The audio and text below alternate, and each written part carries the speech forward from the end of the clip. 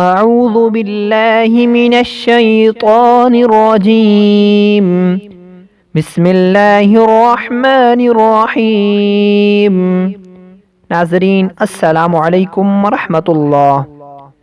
انشاءاللہ آج ہم ماہ رمضان کے 13ویں روزے کے وظائف سیکھیں گے۔ بعد از نماز فجر سورہ جمعہ کی آیت نمبر 40 مرتبہ پڑھیں۔ نماز فجر ادا کرنے کے بعد سورہ جمعہ کی یہ آیت ذَلِكَ فَضْلُ اللَّهِ يُؤْتِيهِ مَن يَشَاءُ وَاللَّهُ ذُو الْفَضْلِ الْعَظِيمِ۔ نماز فجر کے بعد یہ آیت 40 مرتبہ پڑھیں۔ نماز ظہر ادا کرنے کے بعد سورہ فلق۔ نماز ظہر کے بعد سورہ فلق 47 مرتبہ پڑھیں۔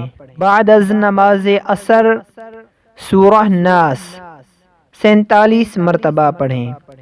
نماز عصر ادا کرنے کے بعد سورۃ الناس 47 مرتبہ پڑھیں۔